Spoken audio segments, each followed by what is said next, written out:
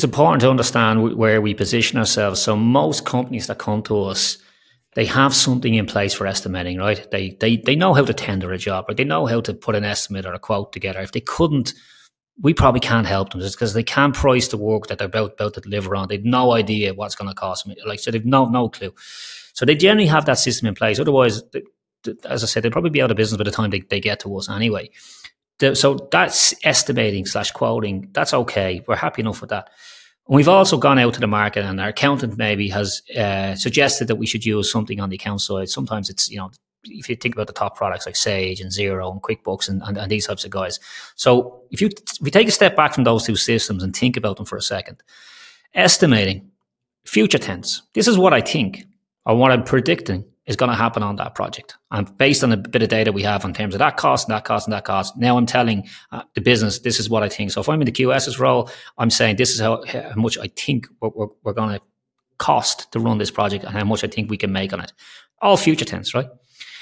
The estimate or the accounts package, on the other hand, a lot of the time we're holding a post-mortem, right? So we're sitting now looking back in time saying, well, this is what happened on the project.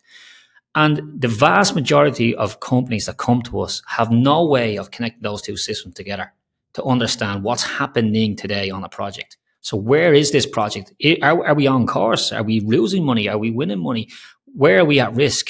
And one of the biggest things that we see is they don't take the learnings from the project that didn't go well. So if we're looking at an item on a project, call it an item for a moment or a code, some people look at it in different ways. If we're costing this in and we're not producing the results against what we said we were going to do on that, at least learn from it. At least learn from it, right? So one of the things that we'll do is we'll plonk ourselves there in the middle of the estimate and the accounts. We connect all that data together and we produce information to say, guys, this is exactly what's happening on that project today. Then we'll deploy a few automation tools in there to save them having to do any manual data entry or double data entry as well.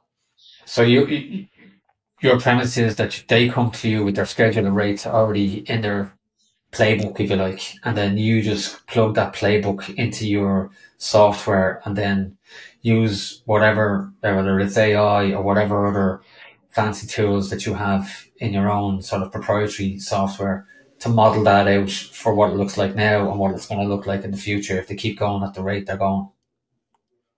One of the biggest learnings we've taken is to produce flexibility, because what we found very early is different companies like to track projects in different ways. So the challenge for us was to make sure that there's flexibility in the platform to allow you to, as you say, take a mirror of, well, here's how we price jobs. Let's mirror that now into a real life environment and literally track against every single line item on that particular quote or estimate or tender. Yeah, we can do that. Other companies would like to say, well, let's just break this down into simple format. So one of the challenges we had early was to make sure that we had enough flexibility in the product. And one of the things our customers have given us is that it's a simple product to use. It's simple because we're trying to follow how you do things today. The main thing we find, Gavin, is that a lot of companies are doing everything that live cost does, which when we talk about innovation, yeah, there's some cool stuff we've done around AI, machine learning and all that. But the general innovation, the product, all we've done really, if you strip back those features there that you've just highlighted off our website, and we'll talk about that for a second, most companies are doing purchase orders of some sort, right? Most companies have to take delivery of materials.